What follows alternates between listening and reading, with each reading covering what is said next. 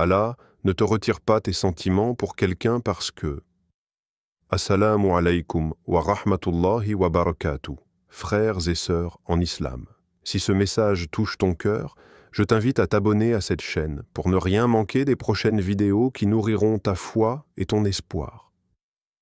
Like cette vidéo pour soutenir cette parole d'espérance et partage-la avec ceux qui, comme toi, vivent cette attente pleine de sentiments sincères.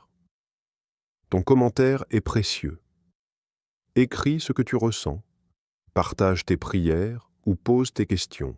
Ensemble, formons une communauté forte guidée par la lumière d'Allah. N'oublie jamais, chaque pas de foi que tu fais te rapproche de la réalisation de ce qu'Allah a préparé pour toi. Alors agis maintenant et laisse la baraka d'Allah inonder ta vie. Aujourd'hui, je m'adresse à toi qui portes dans ton cœur des sentiments pour quelqu'un, que ces émotions soient douces ou parfois douloureuses.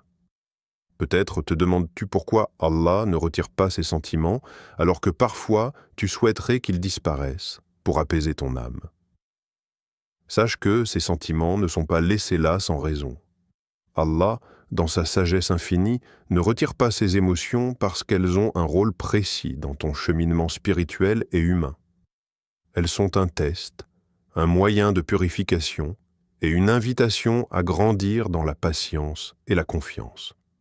Le prophète Muhammad, paix et bénédiction sur lui, nous a enseigné l'importance de la patience face à toutes les épreuves, y compris celles du cœur. Allah dit dans le Saint-Coran, « Certes, avec la difficulté et, certes, la facilité. Oui, avec la difficulté et la facilité. » Sourate Al-Inshirah 94, 5-6.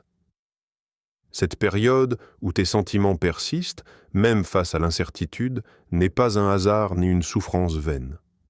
C'est un moment sacré, un temps choisi par Allah pour purifier ton cœur, fortifier ta foi et préparer ton âme à recevoir la bénédiction qu'il a spécialement destinée pour toi. Aujourd'hui, je viens t'apporter une parole d'espoir et de réconfort. Ceci est ta confirmation. Allah te dit que l'amour véritable arrive pour toi. Crois en cette promesse divine, car Allah est le meilleur des planificateurs. Et sa sagesse dépasse tout ce que nous pouvons imaginer. Reste avec moi, et ensemble, découvrons pourquoi Allah ne retire pas tes sentiments pour quelqu'un. Parce qu'il t'aime, qu'il veut te purifier et te préparer à une bénédiction plus grande que tu ne peux encore concevoir. Comprendre les sentiments selon la foi. Tu pries, tu pleures. Tu demandes à Allah encore et encore de t'enlever ces sentiments. Tu veux avancer, tourner la page, respirer enfin sans penser à cette personne. Mais malgré toutes tes invocations, ton cœur reste attaché. Pourquoi? Pourquoi Allah ne retire-t-il pas cet amour de ton cœur? Est-ce une punition, un oubli, ou peut-être une sagesse que tu ne comprends pas encore? Peut-être qu'il veut que tu passes par cette épreuve pour une raison bien plus profonde. Cette vidéo est pour toi, toi qui ressens encore quelque chose pour quelqu'un que tu ne peux pas oublier. Reste jusqu'à la fin. Tu comprendras que ce que tu vis n'est pas inutile. Tu fais des efforts pour oublier, mais ton cœur ne suit pas. Tu essaies de tourner la page, mais il suffit d'un souvenir, d'un mot, d'une image, et tout revient. Ce n'est pas facile de porter des sentiments pour quelqu'un qui n'est plus là, ou qui n'est tout simplement pas destiné à toi. Cet attachement devient un poids. Tu souris à l'extérieur, mais à l'intérieur, tu es épuisé. Et pourtant, tu continues de demander à Allah de t'aider. Allah, dans le Coran, nous rappelle qu'il connaît la douleur du cœur. Et nous savons ce que leur âme murmure en eux, et nous sommes plus près d'eux que leurs veines jugulaires. Sourate Kaf, verset 16. Tu n'es pas seul dans ce combat intérieur. Allah voit ta lutte, ton chagrin, tes prières silencieuses que personne ne comprend sauf lui. Allah ne laisse rien arriver dans ta vie sans raison. Même ces sentiments qui te semblent inutiles, douloureux ou injustes, ils font partie d'un plan divin plus vaste. Si Allah te laisse ressentir cet attachement, c'est peut-être pour purifier ton cœur, pour t'apprendre à t'élever spirituellement, pour que tu comprennes que l'amour qui ne mène pas à lui finit souvent par te ramener vers lui. Peut-être qu'à travers cette épreuve, Allah veut t'enseigner la sabra, la patience, non pas seulement face à la douleur, mais face à ce que tu ne contrôles pas. Peut-être veut-il que tu apprennes à t'aimer sans te perdre, à t'attacher sans t'idolâtrer, à te libérer de ce qui t'empêche d'avancer vers lui. Allah dit dans le Coran, « Peut-être détestez-vous une chose alors qu'elle est un bien pour vous. » Sourate Al-Baqarah, verset 216. Ce que tu ressens aujourd'hui n'est pas une erreur. C'est peut-être le moyen par lequel Allah te façonne, te nettoie, te rapproche de lui. Dans notre vie, il arrive souvent que nous continuions à ressentir des émotions fortes envers une personne, même lorsque nous prions et demandons à Allah de nous aider à les surmonter. Pourquoi donc ces sentiments persistent-ils malgré notre volonté et nos supplications? Cette question est au cœur de nombreuses expériences humaines, car les sentiments ne se contrôlent pas toujours facilement et ils font partie intégrante de notre nature. Comprendre cette réalité à la lumière de la foi musulmane peut nous apporter une paix intérieure et une meilleure acceptation de nous-mêmes. Premièrement, il est important de reconnaître que les sentiments ne sont pas quelque chose de mauvais ou d'inutile. Allah, le créateur de tout, a créé l'être humain avec un ensemble d'émotions qui font partie de sa nature. Ces émotions, qu'il s'agisse d'amour, de tristesse, de colère ou de joie, sont des dons divins qui nous permettent d'interagir avec le monde, de comprendre les autres et de vivre pleinement notre existence. Ainsi, éprouver des sentiments pour quelqu'un n'est pas en soi une faute ni un signe de faiblesse. Au contraire, c'est une manifestation naturelle de notre humanité telle qu'Allah l'a voulu. Cependant, il est essentiel de distinguer entre ce que nous ressentons et ce que nous faisons. Nos sentiments sont des états internes, souvent spontanés, que nous ne pouvons pas toujours contrôler immédiatement. Par contre, nos actions, elles, sont sous notre responsabilité. En islam, on enseigne que même si on éprouve de l'attachement ou de l'amour pour une personne, on doit veiller à ce que cela ne conduise pas à des actes interdits ou à des comportements qui nous éloignent de notre foi. Ainsi, on peut aimer sincèrement tout en maîtrisant ses actes pour rester sur le chemin droit. Cette distinction permet de ne pas se sentir coupable simplement à cause des sentiments, mais de toujours chercher à agir avec sagesse et conscience. Le Coran et la Sunna apportent des éclairages précieux sur la gestion des émotions et des épreuves. Par exemple, Allah dit dans le Coran « Et cherchez secours dans la patience et la prière. Certes, la prière est une lourde obligation, sauf pour les humbles. » Sourate Al-Baqarah 2,45. Ce verset nous invite à faire preuve de patience face aux difficultés, y compris celles liées à nos sentiments. La patience n'est pas une passivité, mais une force intérieure qui nous aide à traverser les moments difficiles. Par ailleurs, le prophète Muhammad, paix et bénédiction sur lui, a souvent recommandé la patience face aux épreuves du cœur, nous rappelant que la foi s'exprime aussi dans notre capacité à endurer avec confiance. Un exemple simple pour illustrer cela, imaginons que tu éprouves encore des sentiments pour une personne que tu sais ne pas être bonne pour toi, ou que tu as dû quitter pour des raisons légitimes. Même si tu pries Allah de t'en libérer, il est possible que ces sentiments persistent un temps, car ils ne s'effacent pas comme un simple interrupteur. C'est normal et humain. Avec le temps, la patience et le rappel d'Allah, ces sentiments peuvent s'atténuer et tu pourras retrouver la paix intérieure. Mais ce processus demande du temps, de la foi et surtout de la bienveillance envers toi-même.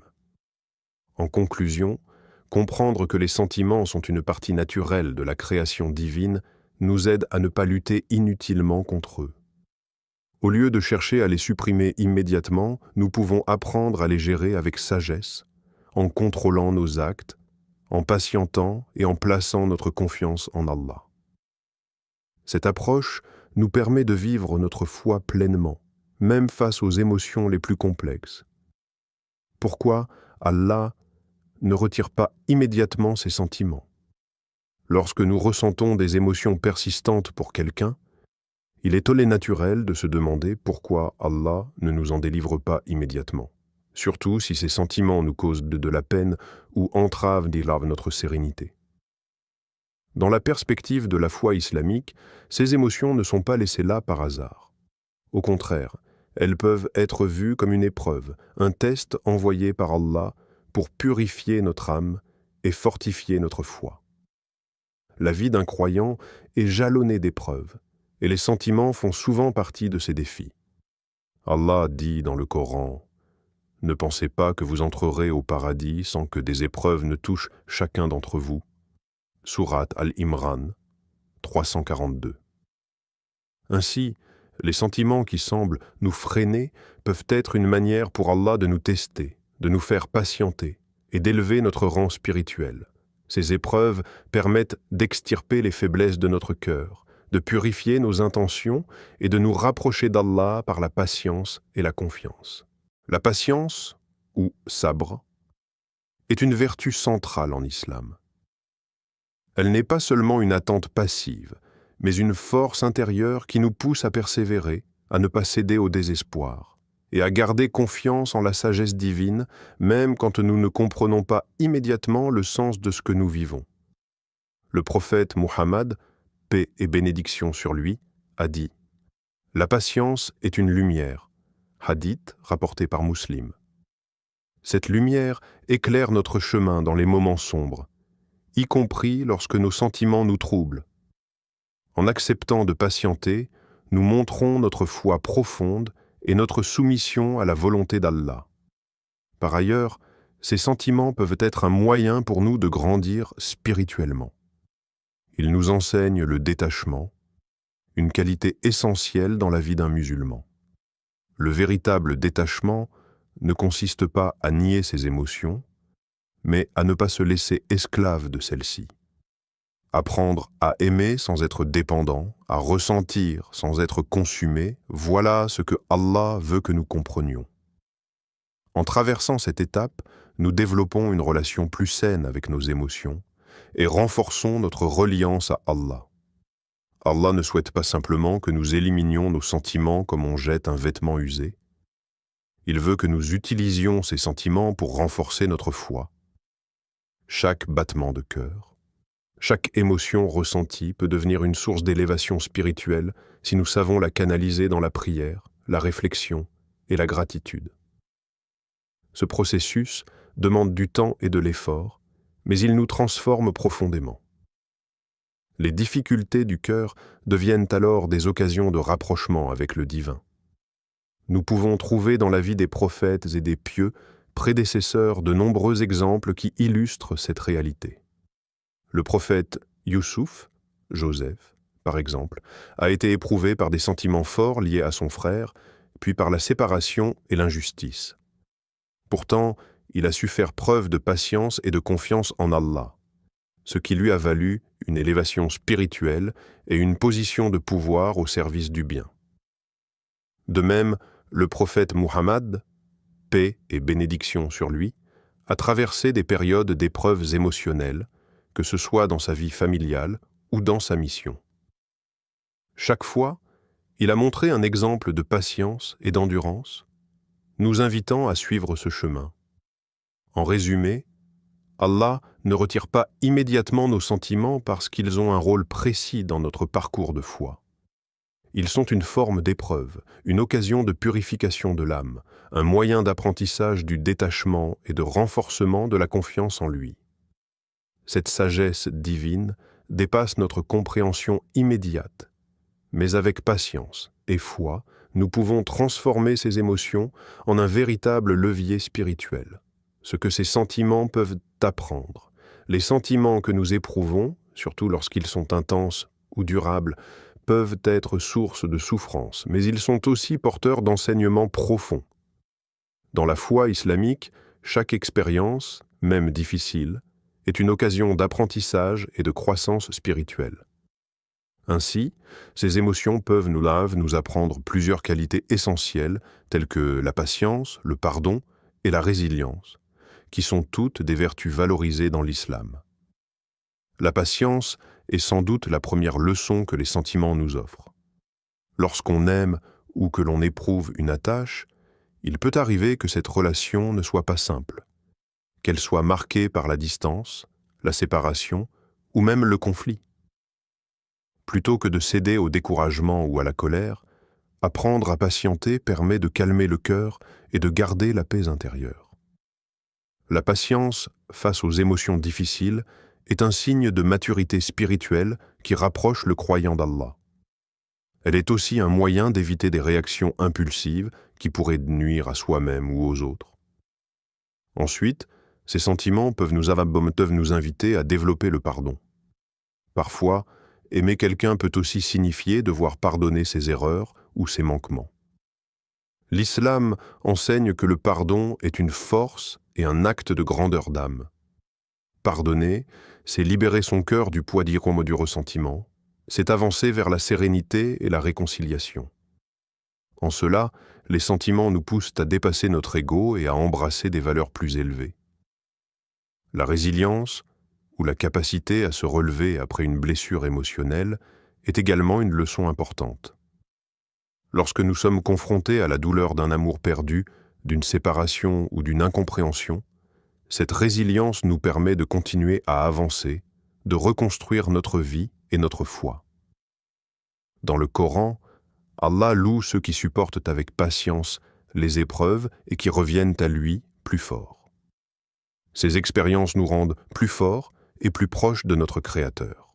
Au-delà des leçons personnelles, ces sentiments nous aident aussi à mieux comprendre la vraie nature de l'amour. En islam, l'amour ne se réduit pas à une simple émotion passagère.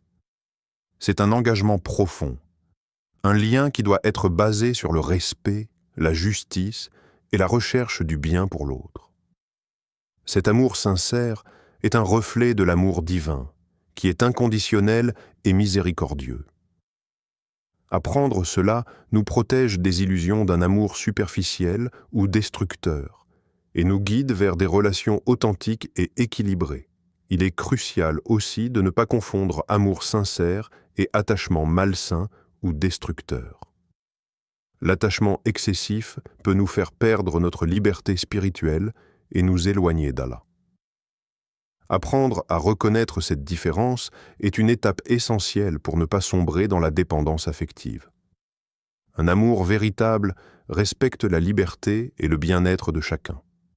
Ces sentiments trouvent leur juste place dans notre relation avec Allah et avec les autres. Ils peuvent être une voie pour renforcer notre foi lorsque nous les remettons entre ses mains. En priant, en faisant le dhikr et en cherchant la guidance divine, nous transformons nos émotions en une force positive. Cette force peut nous pousser à devenir meilleurs, plus compatissants, plus patients et plus attachés à notre spiritualité. Enfin, transformer ces sentiments en une force positive demande un travail sur soi. Cela signifie accepter ces émotions sans les refouler, mais aussi apprendre à les canaliser dans des actions bénéfiques, comme aider les autres, renforcer ses liens familiaux, ou s'engager dans des œuvres pieuses. Cet effort transforme la douleur ou la confusion émotionnelle en une énergie constructive qui élève l'âme. En somme, ces sentiments, même difficiles, sont une école précieuse. Ils nous enseignent la patience, le pardon, la résilience et la compréhension d'un amour vrai, tout en nous aidant à grandir spirituellement. En apprenant à les gérer avec foi et sagesse, nous pouvons en faire un tremplin vers une vie plus riche, plus apaisée et plus proche d'Allah. Comment gérer ces sentiments tout en restant fidèle à sa foi? Les sentiments forts et persistants peuvent parfois bouleverser notre équilibre intérieur et mettre notre foi à l'épreuve. Pourtant, en tant que croyants, nous disposons d'outils puissants et de moyens concrets pour gérer ces émotions sans nous éloigner du droit chemin. Il est possible d'apprendre à vivre avec ces sentiments tout en restant fidèle à sa foi, en adoptant des pratiques spirituelles solides et des attitudes saines. Le premier et le plus important outil à notre disposition est la prière. La prière est un lien direct avec Allah, un moment privilégié où l'on peut déposer ses peines, ses doutes et ses espoirs. En priant sincèrement, on puise force et sérénité. Le prophète Muhammad, paix et bénédiction sur lui, a dit « La prière est la clé du paradis », hadith rapporté par Muslim. Faire des prières régulières, notamment la prière surérogatoire, nafl, et la prière de consultation, salat al-istikhara, aide à trouver la paix intérieure et à demander à Allah de guider nos cœurs. Le dhikr, ou rappel d'Allah, est un autre moyen efficace pour apaiser le cœur. Répéter les noms d'Allah, réciter des invocations et méditer sur sa grandeur permet de détourner notre esprit des pensées obsessionnelles et d'orienter nos émotions vers la paix divine. Le Coran dit « Ceux qui croient et dont les cœurs trouvent la tranquillité dans le rappel d'Allah » Sourate Ar-Ra'd 13-28. Ainsi, le dhikr est une source de tranquillité qui combat le tumulte des sentiments excessifs. La lecture du Coran, en particulier les versets qui évoquent la patience, la miséricorde et la sagesse divine, est aussi un refuge pour le cœur. Le Coran éclaire notre chemin en nous rappelant que les épreuves, y compris celles du cœur, sont temporaires et qu'Allah est toujours proche de ceux qui lui demandent aide et soutien. S'immerger régulièrement dans la parole divine nourrit notre foi et aide à relativiser les souffrances émotionnelles.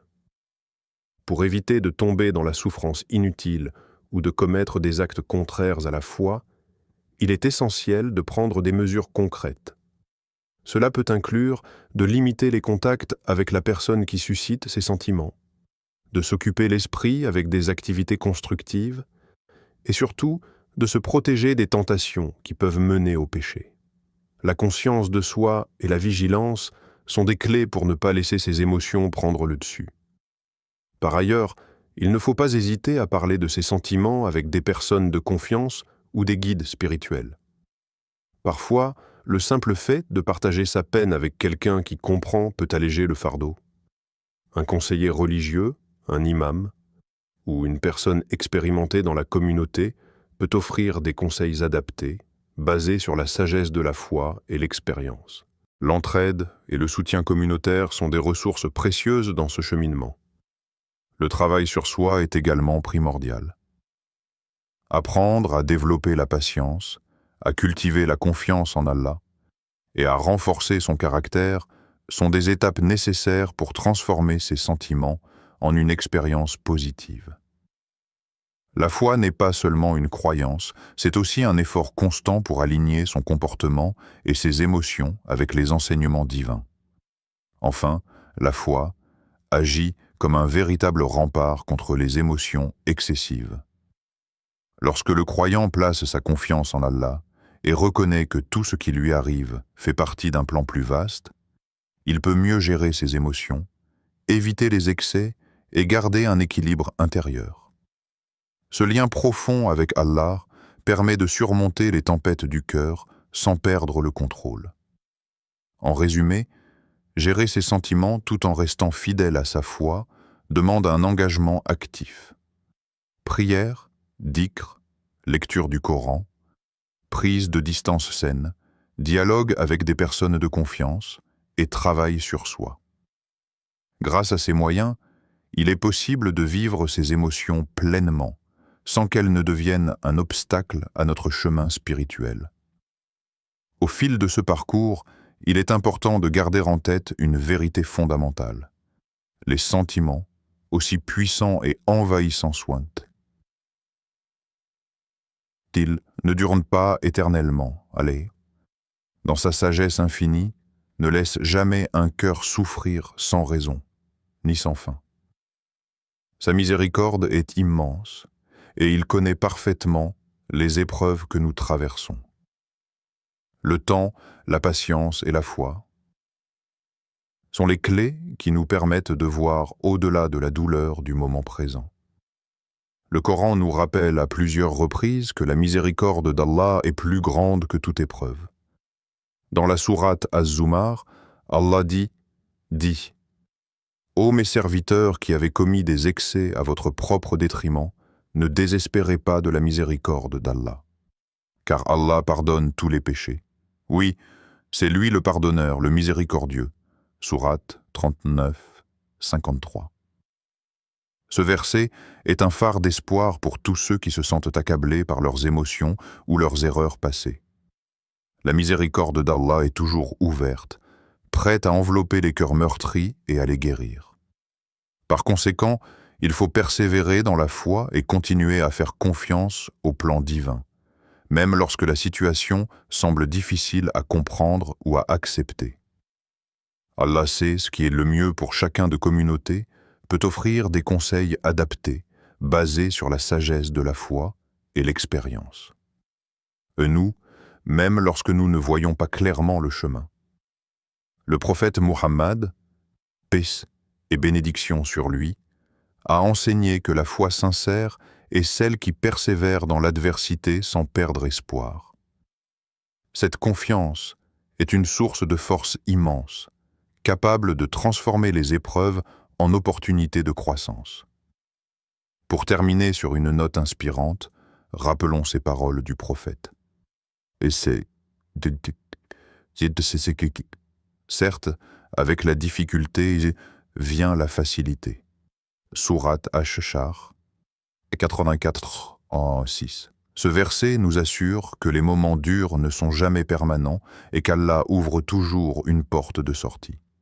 Cet encouragement divin doit nourrir notre cœur chaque jour et nous aider à avancer, même lorsque les sentiments nous pèsent. Cette expérience émotionnelle, aussi complexe soit-elle, peut devenir une véritable école de vie.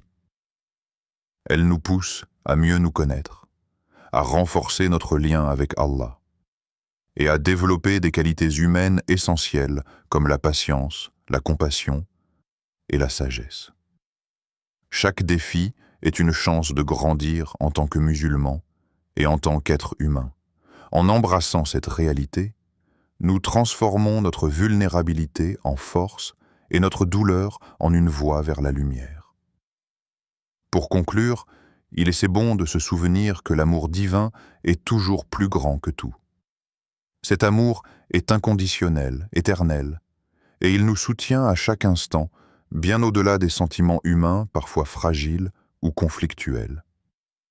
En plaçant notre confiance en Allah et en nous appuyant sur sa miséricorde, nous pouvons traverser toutes les tempêtes du cœur et trouver la paix intérieure. Le rôle spirituel de l'attachement. Tu te demandes peut-être pourquoi ce sentiment ne part pas. Pourquoi ton cœur reste accroché à une personne, même quand tu sais qu'elle n'est pas la bonne pour toi. Tu as prié. Tu as demandé à Allah de te libérer. Mais ce sentiment persiste. Et si cet attachement avait une fonction plus profonde que tu ne vois pas encore? Parfois, ce que tu vis n'est pas là pour être retiré immédiatement. Parfois, Allah te laisse traverser cette douleur parce qu'elle est justement le chemin vers lui. Il est possible que ce lien qui te semble un frein soit en réalité un outil de purification. C'est dans la souffrance sincère que l'on réalise à quel point notre cœur était peut-être trop lié à la créature et pas assez au Créateur. Car dans ces moments de solitude, d'attente, de larmes, tu te tournes vers Allah comme jamais, auparavant. Tu l'invoques la nuit. Tu verses des larmes dans la prière. Tu jeûnes pour t'alléger. Tu purifies ton intention. Et petit à petit, ton amour devient plus profond, mais il change d'objet. Ce qui était tourné vers une personne revient à Allah. C'est là que commence la transformation intérieure. L'attachement, quand il est guidé, devient un tremplin. Un rappel que le cœur ne doit pas appartenir à ce qui est éphémère. Car tout ce qui est aimé en dehors d'Allah est soit une épreuve, soit une illusion, soit un rappel. Rappelle-toi que même les plus pieux ont vécu des attachements. Le prophète Jacob, paix sur lui, a tellement aimé son fils Youssouf qu'il a pleuré jusqu'à devenir aveugle. Mais il n'a jamais cessé de se tourner vers Allah. Il a transformé cette douleur en invocation, en espoir et en confiance absolue. Allah relate ces mots dans le Coran. Je me plains de mon chagrin et de ma tristesse à Allah seul. Sourate Youssouf, verset 86. Ainsi, ce que tu ressens n'est pas une faiblesse. C'est une opportunité. Une chance de purifier ton amour, de l'élever et de comprendre que le véritable amour est celui qui mène à Allah. Plus tu t'attaches à lui, plus tu trouveras la paix. Et plus tu trouveras la paix, plus ce que tu ressens pour l'autre perdra son pouvoir sur toi, la sagesse du délai. Allah agit selon son timing. Tu demandes à Allah de t'enlever cet amour. Tu espères un soulagement immédiat. Mais les jours passent, puis les semaines, et parfois les mois. Le sentiment, lui, est toujours là. Alors tu te demandes, pourquoi ça prend autant de temps? Mais as-tu pensé à ceci? Allah n'agit jamais trop tôt, ni trop tard. Il agit toujours au moment parfait. Ce que tu considères comme un retard est peut-être une protection. Ce que tu appelles un silence est peut-être une réponse en cours de construction. Allah voit des choses que toi, tu ne vois pas. Il connaît ton cœur mieux que toi-même. Il sait ce qu'il faut encore guérir en toi avant que tu puisses réellement te détacher. Avant que tu sois prêt à accueillir autre chose ou quelqu'un d'autre. Il est possible que cette douleur soit le processus même de ta guérison. Tu ne le ressens pas encore, mais chaque jour où tu continues d'avancer malgré cette peine, tu deviens plus fort. Tu apprends, tu grandis. Tu deviens plus conscient de toi, de tes émotions, de ta relation avec Allah. Dans le Coran, Allah dit « C'est peut-être une chose dont vous avez de l'aversion, alors qu'Allah y a mis un grand bien. » Sourate An-Nisa, verset 19. Parfois, ce que tu veux tout de suite pourrait te nuire si Allah te l'accordait maintenant. Alors il attend, il te façonne, il prépare ton cœur pour ce qui est mieux. Regarde la vie du prophète Youssouf, paix sur lui. Emprisonné injustement, séparé de son père. Il aurait pu se révolter contre ce délai, mais il a patienté. Et lorsqu'Allah a agi, il l'a élevé à une position qu'il n'aurait jamais imaginée. Il en est de même pour toi. Peut-être qu'Allah retarde ta guérison parce qu'il veut que tu atteignes un niveau de foi, de lucidité ou de maturité que tu n'aurais pas eu autrement. Et quand viendra le bon moment, ce sentiment s'en ira, sans que tu aies à le forcer. Alors, ne confonds pas silence avec abandon. Allah t'entend. Il répond, mais selon son calendrier, pas le tien. Souhaites-tu maintenant que je passe à la section finale 6? Conclusion d'espoir et de tawakkul pour terminer le script. Ce sera la partie la plus longue pour clôturer avec force et douceur. Ton cœur est fatigué. Tu as peut-être l'impression d'être seul face à une douleur silencieuse. Mais laisse-moi te rappeler une chose. Allah t'a vu depuis le premier jour. Il t'a entendu depuis la première larme. Il n'est jamais absent, même dans ton silence, même dans tes doutes, même dans cette souffrance que tu n'arrives pas à expliquer aux autres. Ce que tu ressens aujourd'hui n'est pas une fin. C'est un passage, une étape, une épreuve, oui, mais aussi une opportunité, celle de te rapprocher d'Allah plus que jamais, celle de découvrir que ton cœur peut survivre à bien plus que tu ne le pensais, celle de comprendre que ton bonheur ne dépend pas d'un être humain, mais de celui qui t'a créé. Peut-être qu'Allah t'a laissé aimer cette personne pour que tu comprennes ce qu'est vraiment l'amour. Pas l'attachement fragile à une présence humaine, mais un amour profond, pur, qui te ramène à lui. Un amour qui t'enseigne que tu peux aimer, mais que ton cœur n'appartient qu'à Allah. Le tawakkul, ce n'est pas seulement dire « je fais confiance », c'est continuer de marcher, même avec un cœur brisé. C'est continuer de prier, même quand les larmes coulent. C'est dire à Allah, tu sais ce que je ressens. Alors je te confie mon cœur. Guéris-le à ton rythme. Souviens-toi de cette parole du prophète. Sache que ce qui t'a atteint ne pouvait te manquer, et que ce qui t'a manqué ne pouvait t'atteindre. Rapporté par At-Tirmidhi. Chaque chose qui t'échappe, chaque sentiment que tu portes, chaque personne que tu aimes en silence, tout cela est écrit. Et ce que tu vis aujourd'hui est écrit pour te construire, pas pour te détruire. Un jour, tu regarderas en arrière, et tu comprendras. Tu verras pourquoi Allah t'a laissé aimer, et pourquoi il t'a appris à lâcher prise. Et à ce moment-là, tu le remercieras. Non pas parce que tu as oublié, mais parce que tu as guéri. Ô Allah, purifie mon cœur, apaise mes émotions, et guide-moi vers ce qui est bon pour moi dans ce monde et dans l'au-delà. Renforce ma patience, éclaire mon chemin et fais que je trouve dans ta miséricorde la paix et l'amour véritable. Amin.